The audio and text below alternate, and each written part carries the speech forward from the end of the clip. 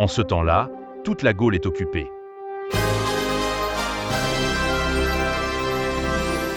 Toute. Au sud de Lugdunum, un petit village offre déjà une vie tranquille à ses habitants. Il est connu aujourd'hui sous le nom de Cérézin-du-Rhône. L'origine du nom de la commune est inconnue, mais elle apparaît sous les noms de Cistarino.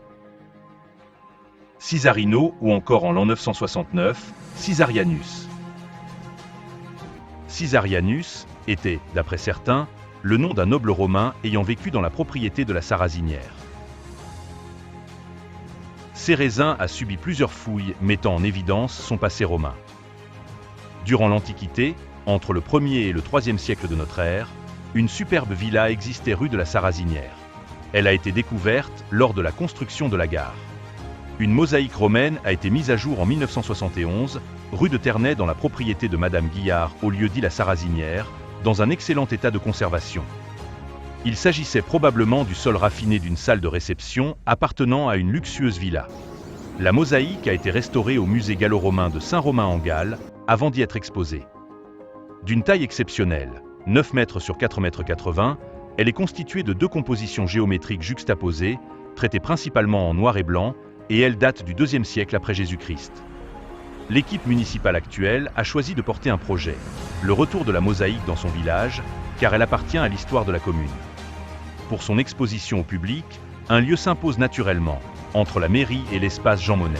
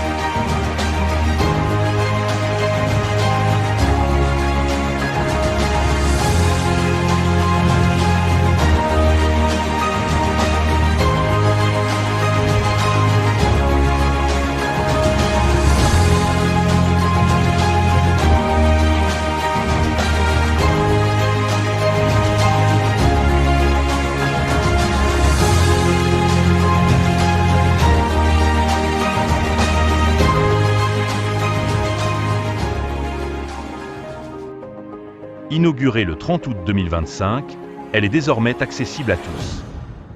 Je vous remercie pour le défi technique que vous nous avez proposé.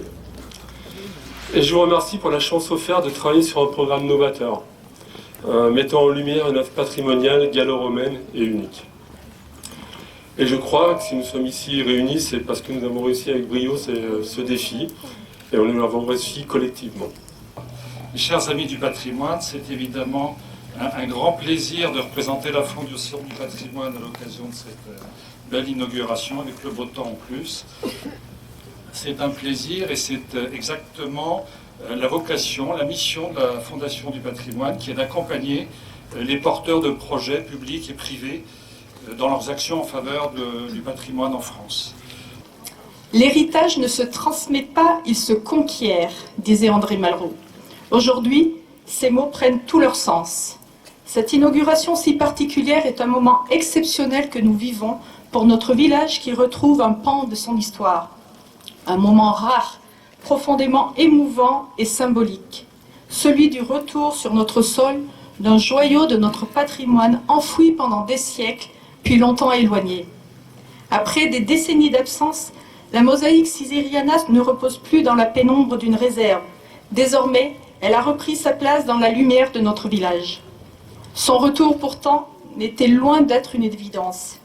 Il est le fruit d'un travail de longue haleine, le résultat d'une volonté constante, d'efforts répétés, d'engagement individuel et collectif, de compétences, de moyens financiers et surtout d'une conviction partagée, celle que le patrimoine ne doit pas rester caché, il doit vivre, être vu, compris, transmis.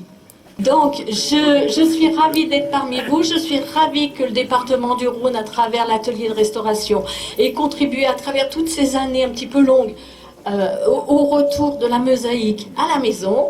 Et puis, je vous promets qu'au niveau du musée de Saint-Romain-en-Galles, nous aurons une communication à dans chaque exposition avec un lien sur les territoires, puisque le musée de Saint-Romain-en-Galles est un musée de territoire et qui a un lien avec ses communes.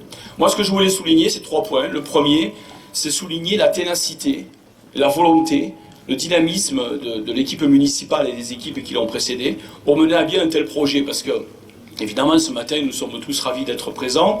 On est les yeux un peu émerveillés devant cette mosaïque que nous avions déjà vue exposée à l'espace Jean Monnet il y a quelques temps, notamment pour le lancement de la recherche de dons, etc. Mais évidemment, sa mise en valeur est beaucoup plus importante aujourd'hui.